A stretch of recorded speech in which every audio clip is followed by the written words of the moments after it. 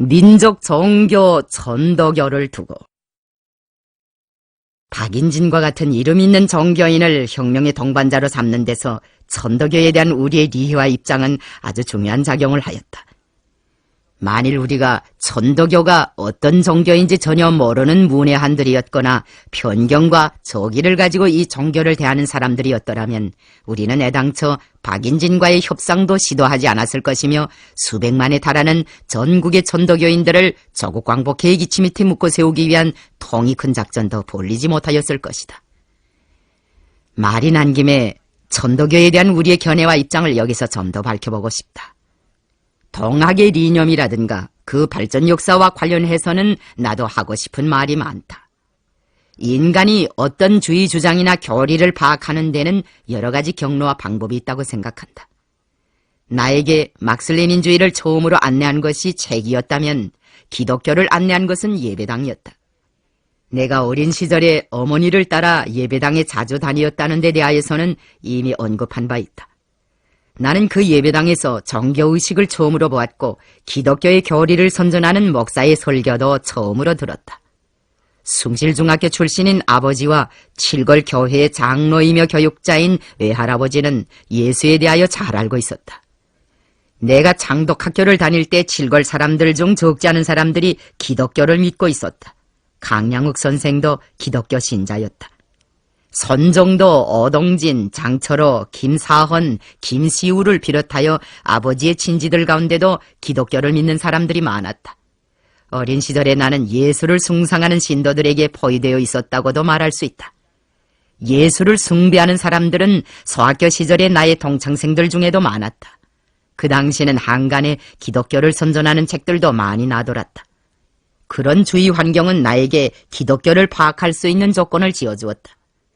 이슬람교, 회교, 이슬람교를 파악하게 된 경로는 이와 좀 달랐다. 그 경로는 웃음을 머금지 않고서는 들을 수 없는 재미나는 사연과 결부되어 있었다. 나에게 이슬람교의 맛을 처음으로 보여준 사람은 길림육문중학교 시절의 나의 동창생 마금두였다. 마금두는 이슬람교도였다. 식성이 좋은 그는 교회 계율을 어기고 자주 식당에 가서 술과 돼지고기 안주를 청해다 먹었다. 그는 늘 남들의 눈에 잘 띄지 않는 구석쪽에 자리를 잡고 앉아 음식을 먹으면서도 연성 불안스럽게 주위를 두리번거리곤 하였다. 술과 돼지고기를 먹는 것이 남들에게 알려지면 이슬람 교도로서의 체면도 세울 수 없고 교단에서 엄한 추궁도 받을 수 있기 때문이었다. 나는 마금두와 함께 몇 번 식당에 드나들면서 이슬람 교도들 속에서는 술과 돼지고기를 먹는 것이 금지되어 있다는 것을 처음으로 알게 되었다.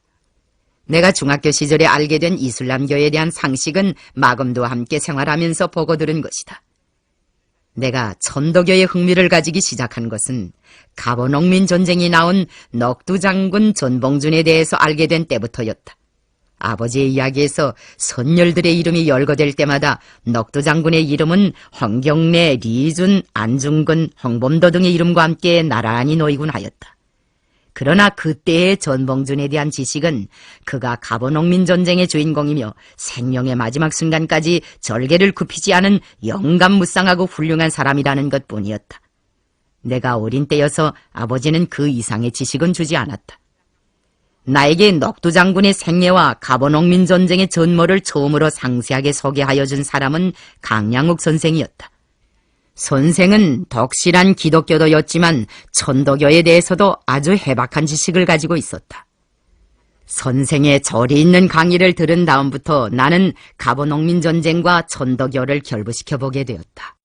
동학당 난의 처참한 종말과 넋두장군의 비극적인 최후는 나로 하여금 조선의 국정을 도탄 속에 몰아넣은 봉건조정의 사대주의와 무능력을 두고 일청양국의 야심과 내정 간섭을 두고 치솟는 분노를 느끼지 않을 수 없게 하였다. 나는 동학당 난이야말로 근대 우리나라 반침략 반봉건 투쟁의 역사를 빛나게 장식한 큰 사변이며 이 전쟁이 배출한 용사들이야말로 근대 조선민족의 정치생활과 정신생활에 심대한 영향을 미친 수리개들이라고 생각하였다.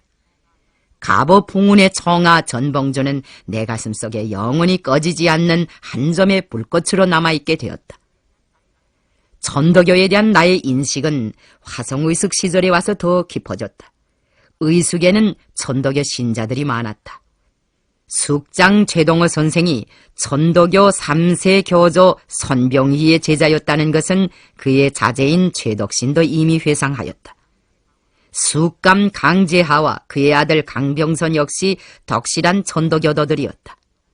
화성의숙에는 동경대전이나 영담유사와 같은 동학경전들을 뜬금으로 줄줄 외우면서 유식을 뽐내는 학생들도 적지 않았고, 천도교 중앙이 발간하는 월간 잡지 개벽을 가지고 다니면서 동학의 시점에서 본 조선 농촌이 어떻소, 리던화의 문장이 어떻소 하고 역설하는 열성 독자들도 있었다. 최동호는 학생들이 공산당 선언을 읽는 것은 경계하면서도 동경대전이나 개벽을 열독하는 것은 장려하였다. 역사 선생이 결근할 때마다 숙장은 이따금씩 우리 앞에 나타나 대리 강의를 하곤 하였는데, 그런 경우의 역사 수업은 예외 없이 동학사 강의로 전환되곤 하였다. 선생은 우리나라 근대 역사에 존재하였던 충격적인 모든 사변들과 사실들을 항상 동학과 관련시켜 분석하고 평가하였다. 최동호는 천도교 결의로부터 출발하여 국본, 민본, 인본의 삼본주의를 많이 주장하였는데, 그것은 선문이 내놓은 삼민주의와 비슷한 데가 있었다. 천도교와 관련하여 선생이 우리에게 들려준 이야기 가운데서 가장 이채로운 것은 이 교의 창시자이며 일세 교조인 수은 최재우에 대한 소개였다. 선생이 최재우의 경력과 동학의 창시 경위를 소개하고 나서 우리에게 특별히 역점을 찍어 강조하던 말이 지금도 잊혀지지 않는다. 우리는 동학을 창제한 최재우 선생을 모두 수은 대신사라고 경칭한다. 그런즉 학생들도 최재우 하지 말고 수은 대신사라는 존칭을 쓰는 것이 바람직하다. 최동호의 말에 의하면 9세기 우리나라에 이름이 있는 학자였던 고은 최치원이 최재우의 먼 조상이었다고 한다. 최재우의 부친 최옥도 시제가 특출한 사람이었다. 그가 내놓은 근암문집은 당대의 유명한 시집으로 알려져 있다.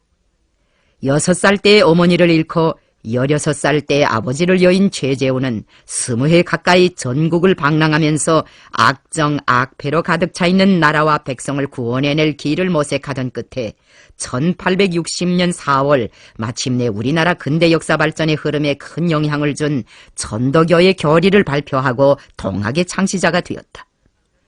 최재우가 천도교를 동학이라고 한 것은 서학인 천주교에 대치시켜 동방에서 사는 조선 사람들의 신앙 철학이라는 것을 강조하기 위해서였다. 최재우가 활동하던 시기는 세도 정치와 당쟁으로 그 비패가 말세에 이르고 국력이 극도로 쇠진해지던 때였다. 봉건적 학정을 반대하는 농민폭동이 꼬리를 물고 일어나고 있는 데다가 기근과 홍수까지 겹쳐 사회정치적 혼란은 문자 그대로 절정에 이르렀다. 양반과 상민 사이의 신분적 계급적 대립도 극한점에 도달하였다. 수백 년을 내려오면서 리왕저의 전립을 제도적으로 받들어온 봉건적인 신분관계는 나라의 중흥과 사회발전을 억제하는 저주로운 질곡으로 되었다. 탐관오리들의 학정과 핍박으로 하여 민생은 도탄에 빠지고 허울조차 없는 민권은 통곡하였다.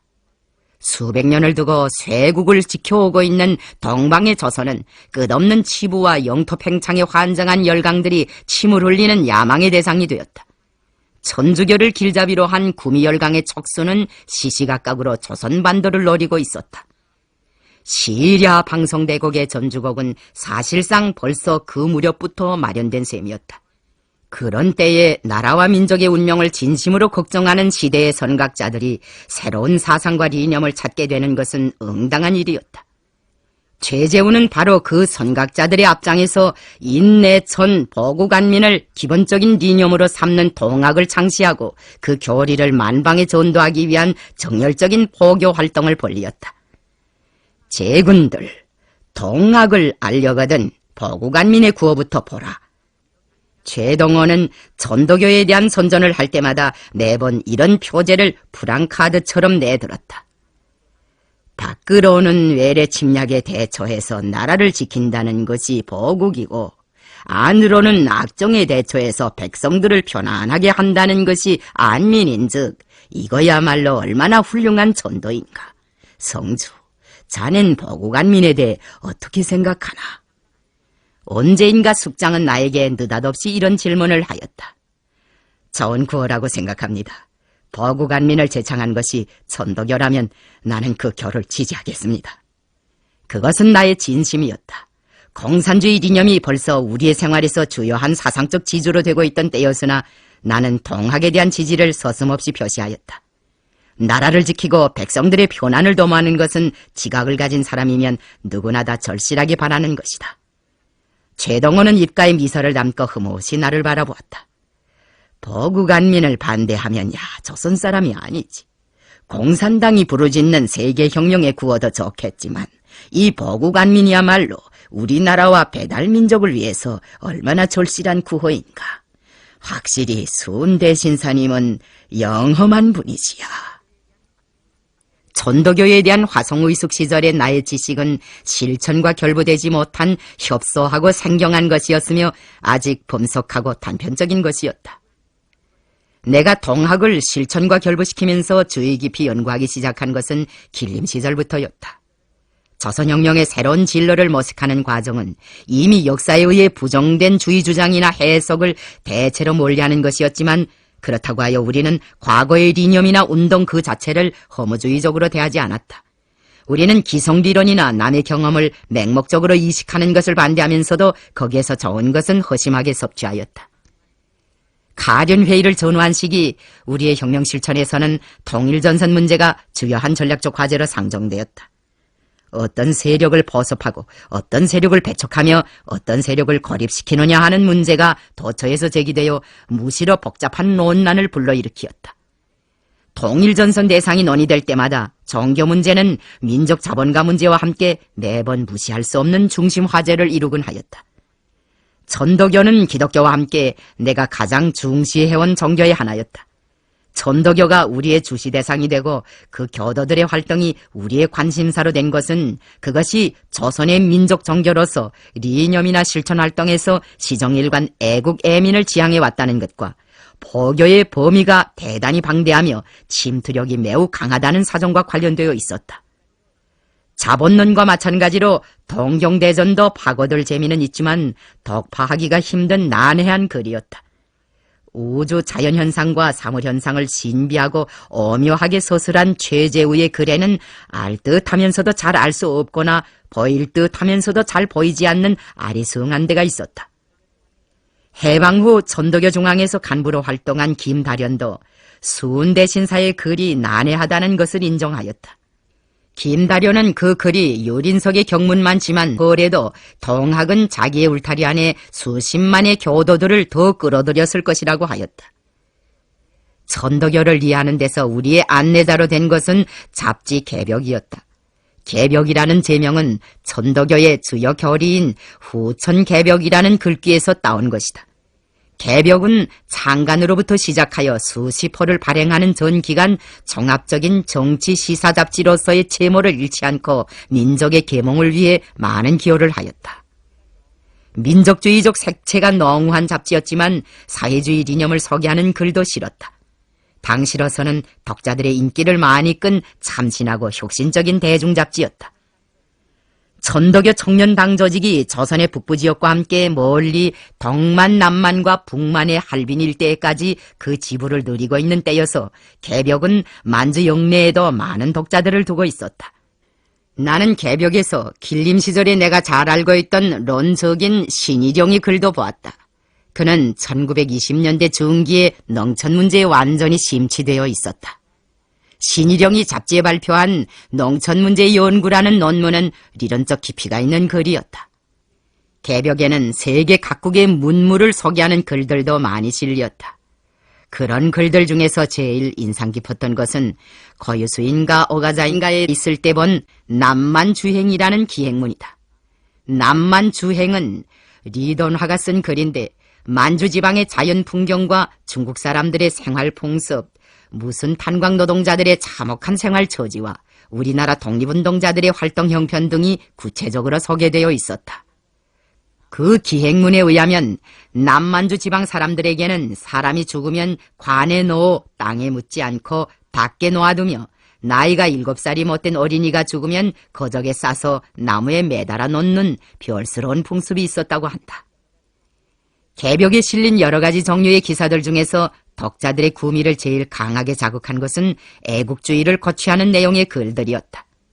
잡지에는 조선민족만이 가진 우월성, 거구려 국민의 기상과 노력, 천혜가 특다한 조선의 지리 등 조선의 역사와 지리, 자연경계와 지방별 특성이며 물산을 자랑하는 글들이 자주 실렸다.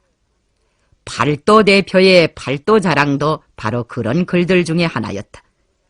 팔도 대표의 팔도 자랑이란 조선 팔도의 대표들이 저마다 나와서 자기 도의 자랑을 하는 것을 엮은 것이었는데 그 골자는 어느 실학 사상가가 평하였던 팔도 사람들의 기질 평가에서 취하고 있다. 거기에서는 평안도 사람들의 기질을 맹호 출림이라고 규정하였다.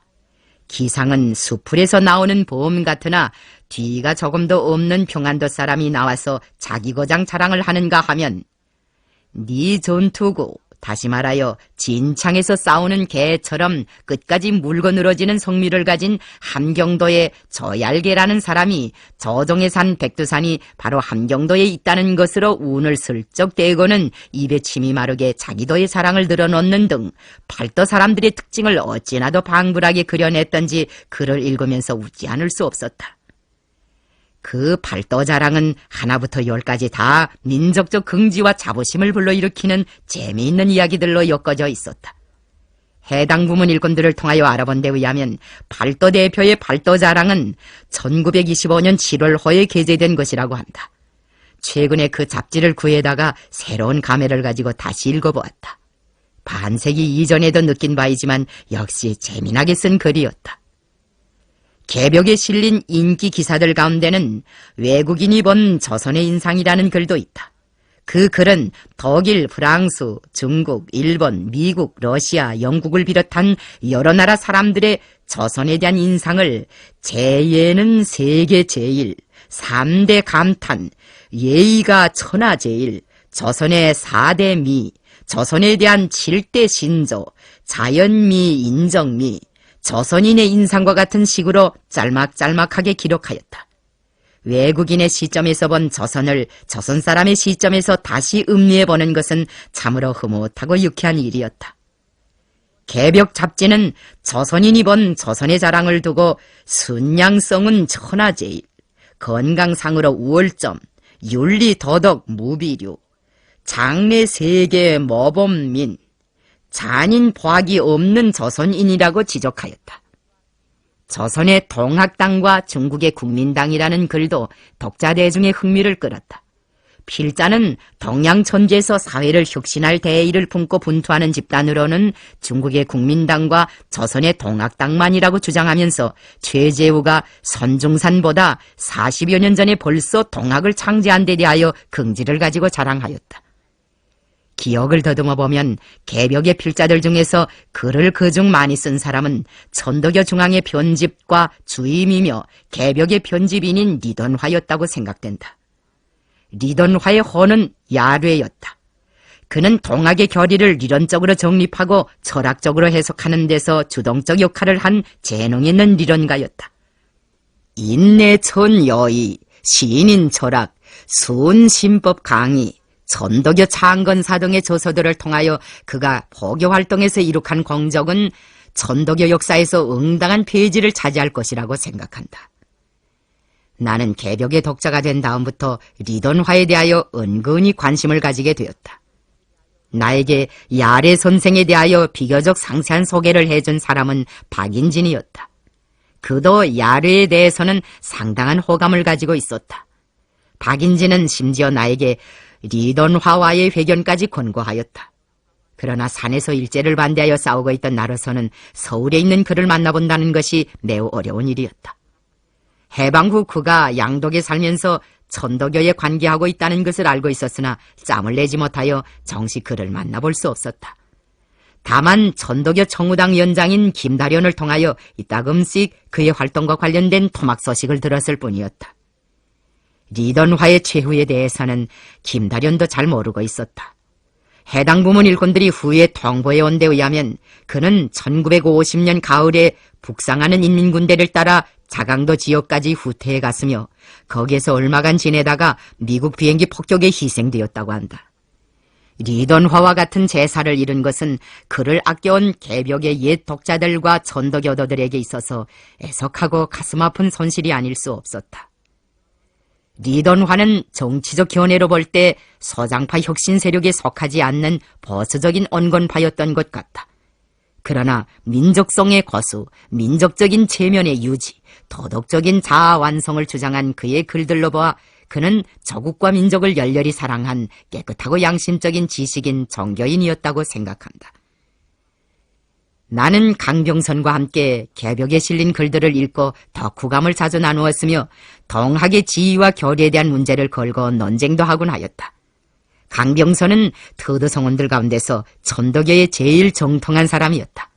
그는 공산주의를 열렬히 신봉하면서도 자기가 숭상하던 동학 사상과 천도교 조직에 상당한 애정을 품고 있었다.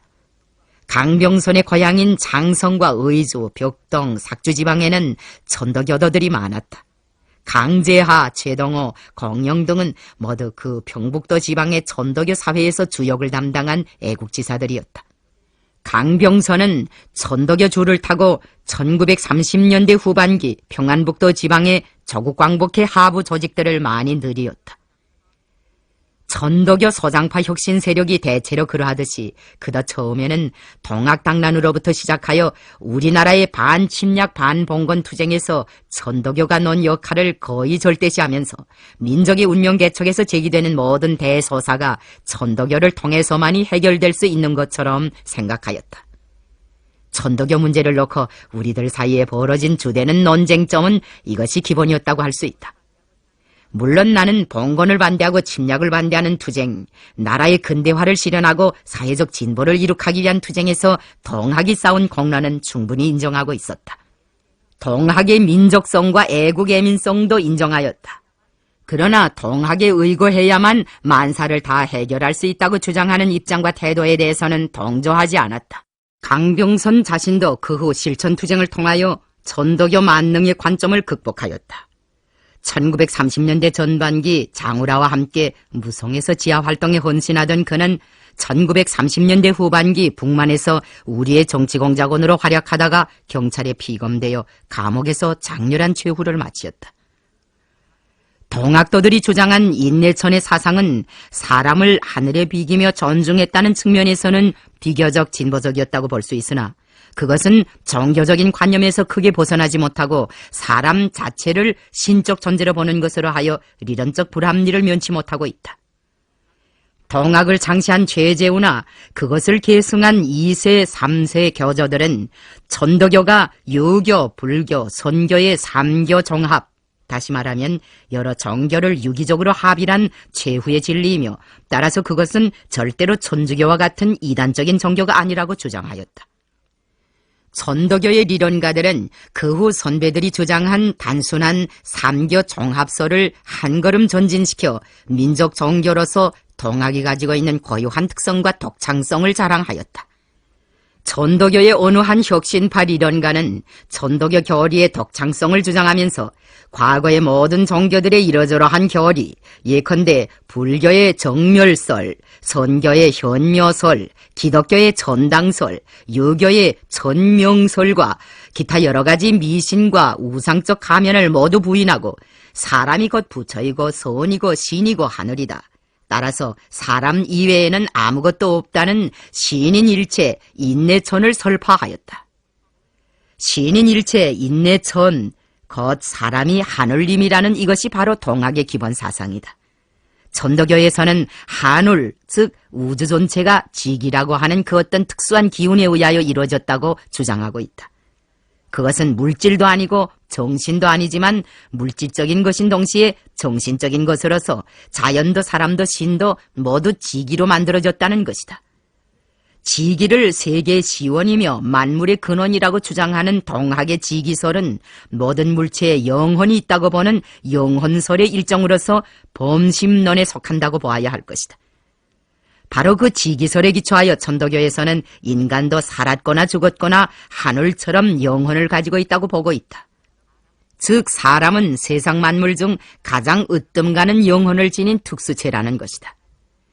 영혼설을 인정하게 되면 인간은 자기의 의식과 의사에 따라 자조적으로 창조적으로 살아가는 것이 아니라 영혼의 지배 밑에 그 어떤 숙명적인 삶의 궤도를 따라 살아갈 수밖에 없다는 결론을 내려야 할 것이다. 영혼설은 불가불 숙명론에 떨어진다. 숙명론으로부터는 인간이 모든 것의 주인이며 모든 것을 결정한다는 지론이 나올 수 없으며 자기 운명의 주인은 자기 자신이며 자기 운명을 개척하는 힘도 자기 자신에게 있다는 진리도 도출할 수가 없는 것이다. 동학이 제시한 미래 사회의 전망도 사회발전 법칙에 부합되는 과학적인 목표로는 되지 못하고 있다. 그들은 비폭력적인 투쟁으로 온 세상에 덕을 펴나가느라면 모든 인간이 신선처럼 되는 때가 올 것이며 그때가 되면 마침내 지상천국이 이루어지리라고 하였다.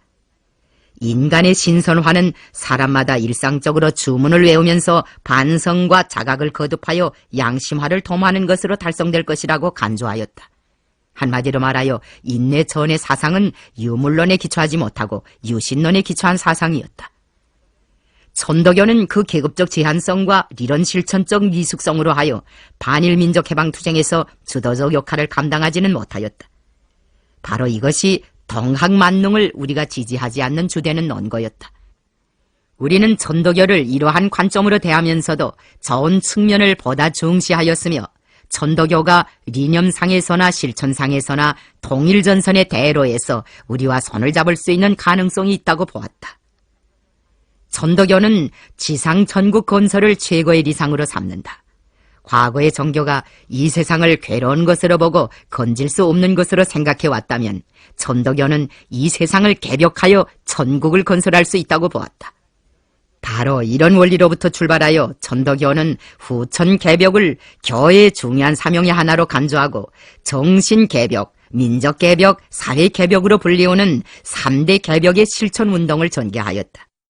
천도교는 순수 신앙으로부터 내세의 행복, 사후 천국을 목적으로 하는 기독교와 윤리적 수양과 지식의 섭취를 교화의 기본으로 삼고 현세적 실천 도덕을 중시하면서 정교 일치를 주장하는 유교와도 차이가 있을 뿐 아니라 사람이 다 부처로 될 가능성이 있다고 하면서 자비를 기본 정지로 보는 불교와도 구별된다고 동학의理論가들은 주장하고 있다. 그들은 또한 정적인 불교에 비해 기독교가 보다 동적이라고 한다면 천도교는 기독교보다 훨씬 동적인 종교이며 불교가理성적 경향이 많고 기독교가 감성적 측면이 많다면 천도교는 이 두 측면을 다 가지고 있다고 하였다. 우리는 교리에서 하늘을 맹목적으로 숭배하는 것을 반대하고 사람 자체를 믿어야 한다는 것을 주장하고 있는 점과 다른 종교들에서처럼 하늘이나 신의 초자연성과 초인간성을 운운하면서 봉건사회 제도나 봉건적 신분 제도를 하늘이 정한 질서라고 설교하지 않고 있는 사실을 놓고 천도교가 인간의 존중과 평등을 주장하는 진보적인 종교로 되는 긍정적인 측면이 있다고 보았다. 물론 나는 우리 혁명의 주체적인 노선을 세워나가면서 기성의 이러저러한理論과 운동에 관심을 가지는 가운데 민족 종교로서의 천도교의 위치와 역할에 대해서도 일정하게 긍정하였다. 그러나 우리는 철저히 우리나라 역사 발전의 특수성과 우리 혁명이 처하여 있는 환경, 선행운동에 대한 역사적 분석으로부터 출발하여 그리고 우리의 민족적인 전통과 계급 역량 관계를 충분히 타산한 과학적 기초 위에서 주체 학설을 세우고 우리 혁명의 진로를 탐색하였으며 그에 부합되는 전략 전술을 작성하였다.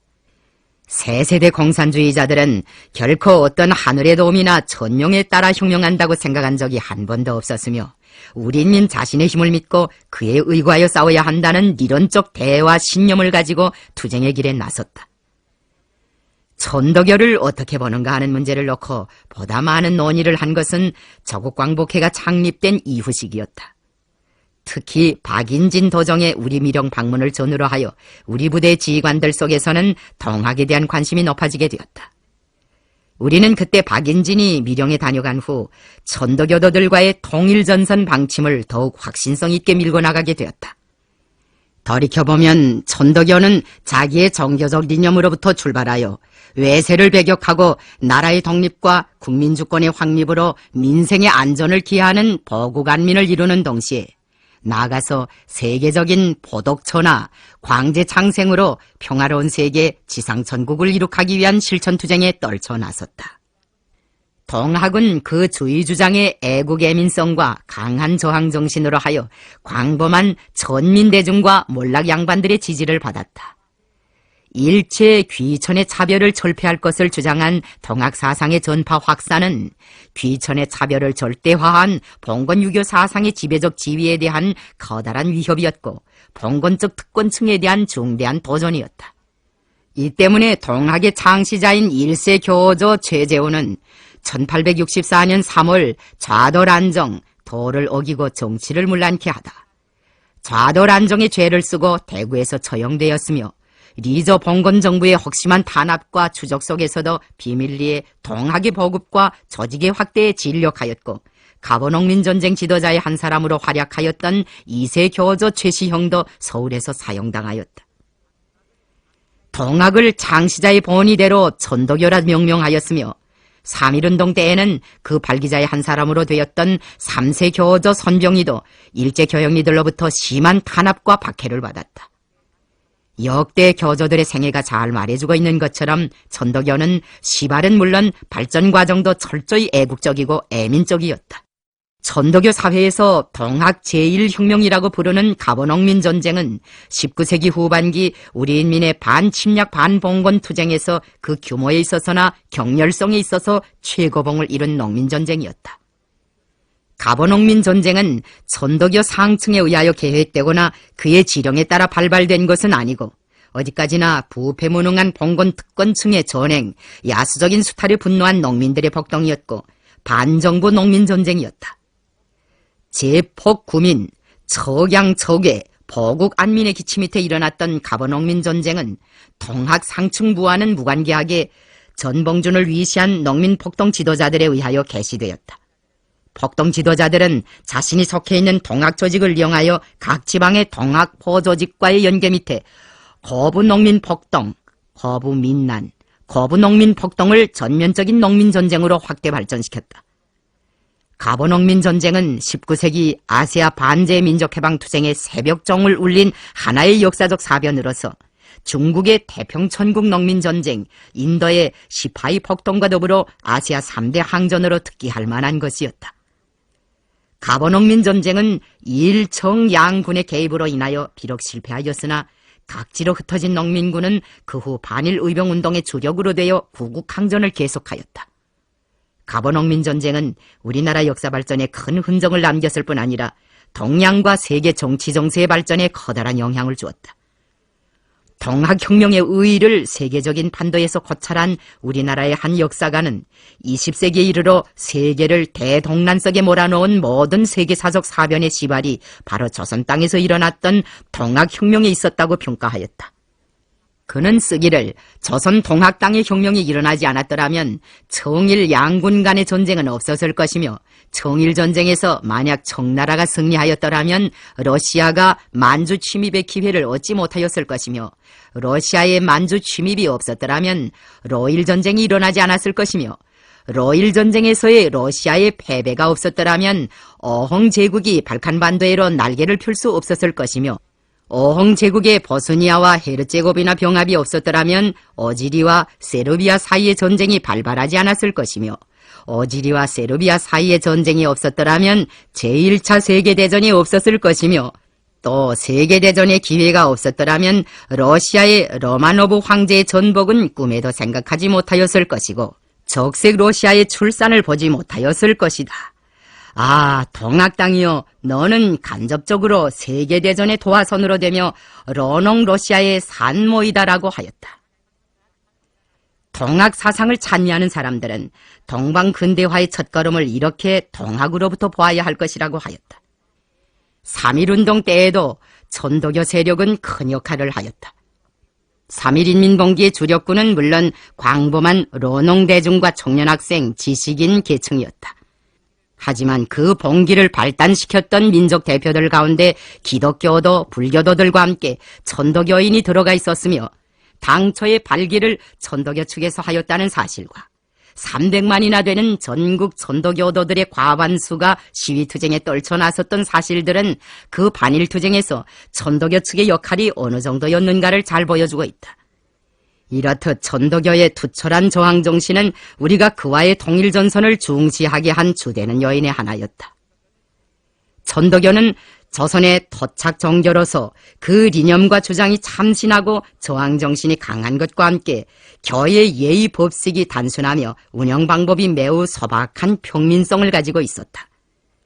공화국 내각의 초대 재신상이었던 김정주는 동학이 소박한 민족 정교라는 데 대해서 늘 자랑하였다. 우리가 항일 유격대를 조직할 무렵에 입도하여 왕년에 천도교 청년당 중앙집행위원으로까지 발탁되었던 그는 자기 교의 교리에 대한 해박한 지식을 소유하고 있었다. 김정주는 풍채가 좋은 천도교인이었는데 나를 만날 때마다 우스갯소리를 잘하였다. 스상님, 하루 종일 집무를 보시느라고 머리도 아프시겠는데 이제는 저의 거담이나 들으시면서 피곤을 푸십시오. 내 집무실에 나타나서는 이렇게 꼭지를 떼고 한참씩 고담을 늘어놓았다. 그가 한 번은 명절날에 나한테 왔다가 천도교 자랑을 한바탕 하였다. 우리 천도교에서는 구수한 토장국 냄새가 나지요. 내가 무엇을 염두에 두고 토장국 냄새라고 하는가고 물었더니 그는 청수봉전 한 가지만 보아도 잘 알 수 있다고 하면서 청수봉전을 할 때 앉음새를 통제하지 않는데 올방자를 들어도 좋고 두 무릎을 곤두세워도 좋고 두 정갱이를 멀어 눕혀도 좋다고 하는 자유는 다른 교에서는 어림도 없는 일이라고 하였다. 나는 김다련과도 정교에 대한 이야기를 많이 하였다. 그는 외정시대에 천도교 조직에서 활동할 때 체험한 일화들을 자주 회상하였다. 상담 횟수가 잦아짐에 따라 나와 그 사이에는 수상과 천도교 정우당 당수라는 실무적 개념을 떠난 인간적 요대가 생기게 되었다. 그는 나에게 일상생활에서 제기되는 애로에 대해서도 숨김없이 고백하였다. 한 번은 그가 밤 12시가 지나서 북조선 림시인민연회 청사로 찾아와 나와의 면담을 요청하였다. 내가 북조선 림시인민연회 위원장으로 사업하고 있을 때였으니 아마 1946년의 일이었던 것 같다. 자정도 넘은 심야에 그가 예고도 없이 불쑥 찾아오는 것을 보고 나는 어지간히 놀랐다. 혹시 나한테 알리지 않으면 안 될 어떤 비상사건이라도 생긴 것이 아닌가 하는 불길한 예감조차 들었다. 그런데 김다련은 뜻밖에도 공식적인 사업 문제와는 인연이 먼 기상천외한 청탁으로서 나를 더욱 놀라게 하였다. 이 늙은 것이 채신머리 없다고 나무란 마십시오. 이건 너무 외람된 부탁인지는 모르겠지만 나에게 산삼이나 녹용 같은 보약을 좀 구해주실 수 없겠습니까? 그는 집무실에 들어온 다음에도 용건을 선뜻 꺼내지 못하고 쭈밋쭈밋하다가 용기를 가다듬고 불쑥 이런 말을 하였다. 그리고 나서는 무슨 잘못이라도 저지른 사람처럼 내 얼굴을 면바로 쳐다보지 못하고 고개를 숙이었다. 이 위원장 노인이 왜 이럴까 하고 유심히 바라보니 귓뿌리가 어느새 빨갛게 달아올라 있었다. 선생이 늘 건강 자랑을 하시더니 오늘은 어떻게 되어 보약을 갑자기 찾으십니까? 나는 그에게 의자를 권하면서 친절하게 물었다. 사실은 옆에 내를 휘어잡지 못해서 그럽니다. 얼마 전에 젊은 여자를 골라 재취하였는데 여간 전대가 심하지 않습니다. 장군님, 저를 좀 도와주십시오. 도와줍시다. 부인이 선생을 함부로 업신여기지 못하게 합시다.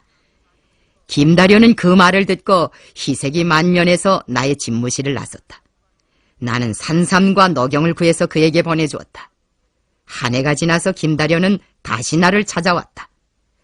장군님 덕으로 70 나이에 제 생남을 했습니다. 글쎄 저가 얼마나 좋아하는지 모릅니다. 그 해에 백날잔치에 장군님을 초대하는 바입니다. 그거 참 대단한 경사입니다. 세월이 좋으니 그런 경사도 생기지 않습니까? 초청을 쾌히 수락합니다. 부인에게 생남을 축하한다는 저의 인사를 전해주십시오. 김다련은 이번에도 싱글벙글하면서 집무실을 나섰다. 나는 약속대로 백날잔치 때 김다련의 집으로 찾아갔다. 그의 부인이 맛있는 음식을 한 상 가득 차려가지고 들어와서 장군님 덕분에 우리 집안에는 꽃이 폈습니다 하고 조를 하였다. 그 여자는 그날 입을 다물지 못하고 언밤 싱글벙글하면서 손님 대접을 하였다. 전쟁 때 나는 김다련을 자강도 벼로에서 만났다. 우리는 국수를 먹으면서 천도교에 대한 이야기를 나누었다. 김다련은 이날 성미는 천도교만이 가지고 있는 훌륭한 법도라고 하면서 성미가 바로 교를 운영하는 중요한 재정적 원천으로 된다고 하였다. 사실 최린 등 몇몇 인물들을 제외한 절대다수의 역대 천도교 지도자들은 모두 살이나 공명과는 담을 쌓고 살았으며 생활도 건박하게 하였다. 그들은 늘 재원의 부족으로 고충을 겪었다. 생활비를 받지 않고 교를 운영해 나간다는 것이 말처럼 쉬운 일은 아니다. 천도교에서는 교를 운영하는 교직자들에게 월급을 주지 않는다고 한다. 내가 들은 바에 의하면 남조선의 천도교도들은 한때 개벽사의 인쇄공장 자리에 극장을 꾸리고 거기서 나오는 수입으로 교회 재정을 충당했다고 한다. 중앙대교당에 설치한 2개의 결혼식장도 재정을 보충하는 중요한 수단으로 되었는데 그 결혼식장에서는 시간당으로 계산하여 사용비를 받았다고 한다. 좀 궁색한 노릇이긴 하지만 재정을 위해서는 불가피한 일이었다는 것이다. 우리가 천도교인들과의 통일전선을 중시하게 된 보다 주요한 이유는 그 상충의 우유부단이나 기회주의와는 관계없이 절대다수의 교인들이 반일적이며 애국적이라는 측면과 계급 구성에서 빈천자들, 가난한 농민들이 기본으로 되고 있다는 점이었다. 원래 천도교는 농민을 기본으로 하는 농민운동으로 시작되었고 그 이념도 농민적인 것이었다. 자본주의적인 발달이 미미한 단계에 있었고 현대적 노동계급의 부대가 전혀 없었던 당시의 우리나라 실정에서 동학운동이 농민을 바탕으로 하여 전개되게 된 것은 당연하고 불가피한 일이었다. 그러나 동학운동은 농민만을 위한 운동이 아니었다. 그것은 도시 빈민들과 소상인들을 포함한 모든 빈천자들의 지향과 이해관계를 대변한 광폭적인 대중운동이었으며 외래 침략자들을 철저히 반대 배격하고 나라의 근대화를 강렬하게 지향한 거적적인 반침략 애국운동이었다. 3.1운동에서 실패한 후 천도교 상층은 투쟁 정신을 상실하고 민족성을 고수하기 위한 미미한 포교활동과 리론활동을 벌리는 데 머물렀으며 그 일부 상층들, 예컨대 최린 같은 사람은 3년간의 감옥 생활을 마치고 나온 다음부터 친일파로 전락되었다. 그러나 상층의 변절에도 불구하고 하층은 일제강점하의 엄혹한 조건에서도 천도교의 애국적 전통을 이어나가기에 모든 힘을 다하였다. 이것이 바로 우리가 천도교와의 통일전선을 중시하고 그 실현의 가능성을 확신할 수 있게 된 기초였다.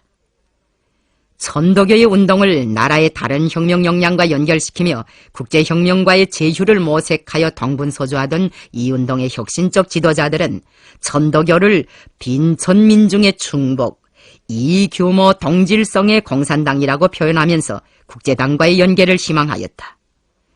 1925년 10월 말에 조선농민사 리사회의 명의로 리돈화가 적색농민 인터내셔널의 가맹청원을 낸 사실은 그에 대한 하나의 예증으로 된다고 생각한다.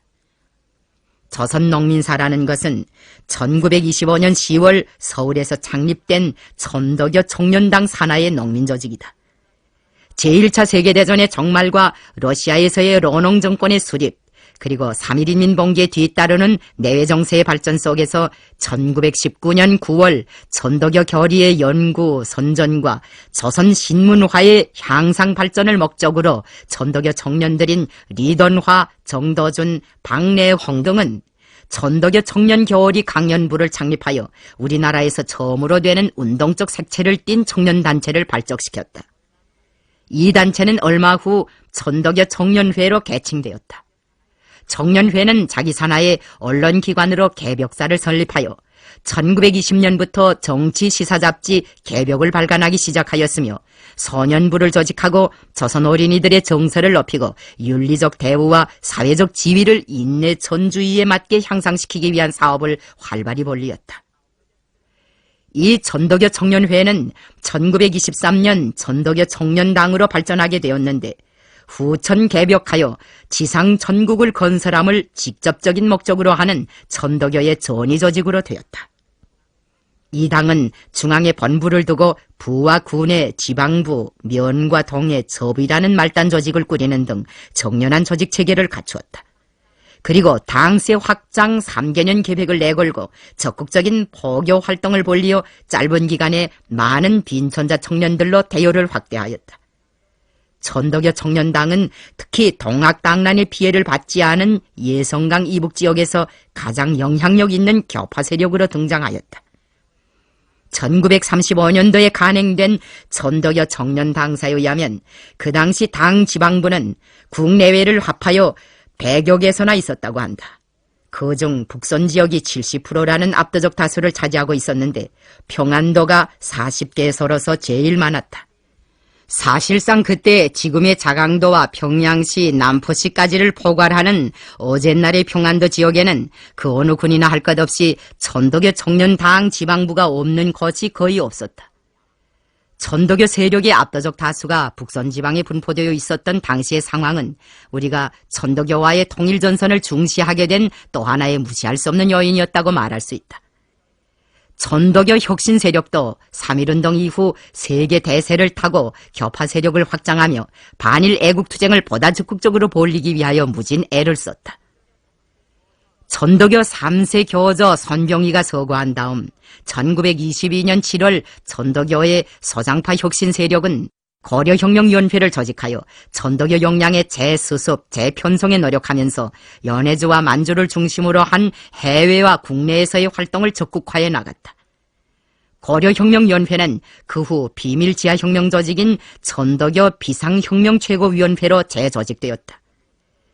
천도교 비상혁명최고위원회의 활동에서 특히 눈에 띄는 것은 소비에트 러시아 정부와 국제당을 상대로 천도교 혁명활동에 대한 정치적 지지와 함께 비교적 규모가 큰 군사적 지원을 요청하고 그것을 실현시키기 위하여 적극적으로 활동한 것이다. 그들은 시비리의 치따 부근에 있는 3개의 금광구역을 이용하여 역부를 채용하는 형식으로 2년 안에 1000명 정도의 군사를 키우며 나아가서는 15개 혼성여단의 고려 국민혁명군을 창설하려고 계획하였다고 한다. 천도교의 비밀 조직은 이 계획을 실현하기 위해 러농 소비에트 정부가 적극적인 지원을 줄 것을 호소하였다. 천도교 혁신 세력이 1924년 초 원동의 울라지보스토크에서 소비에트 러시아와 국제당 인물들을 상대로 벌린 외교 활동의 일단을 보여주는 검은서들이 지금 우리에게 남아있다.